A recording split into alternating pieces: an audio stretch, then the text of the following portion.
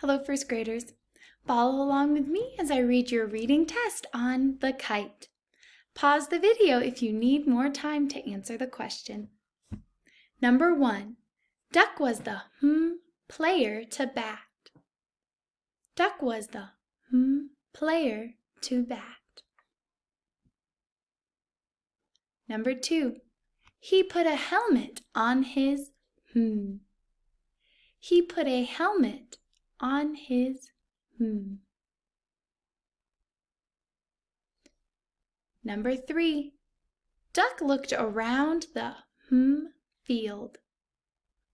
Duck looked around the field. Number 4. I hit the ball far, thought Duck. I hit the ball far, thought Duck. Number 5. Duck, the bat strike the ball. Duck, the bat strike the ball. Number 6. I hit it, Duck. I hit it, Duck. Number 7. What is the best meaning for the word close in the sentence below? Troy and his dog Jazz were close to the park. Troy and his dog Jazz were close to the park. Number 8. What is the best meaning for the word dove or dove in the sentence below? Jazz starts to bark when he sees a dove. Jazz starts to bark when he sees a dove. Number 9. What is the best meaning for the word back in the sentence below? Troy pulls Jazz back. Troy pulls Jazz back. Number 10. What is the best meaning for the word wind or wind in the sentence below? He will wind the leash around his hand to hold Jazz. He will wind the leash around his hand to hold Jazz. For the rest of the questions, answer them using what we know from our text, the kite. Number 11. Who is the story about? Frog and Toad, Frog and Robin, Robin and Toad. Who is the story about? Number 12. Where does the story take place? In a tree, by a lake, in a meadow.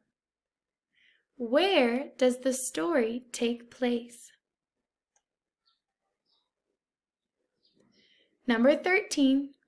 When does the story take place? At night, at sunrise, in the daytime. When does the story take place? Number 14. What takes place at the start of the story? The robins talk to Toad. Toad waves a kite over his head. Frog and Toad go out to fly a kite. What takes place at the start of the story? Number 15. Why do the robins laugh? Toad runs funny. Frog told a joke. The kite will not fly. Why do the robins laugh? Number 16.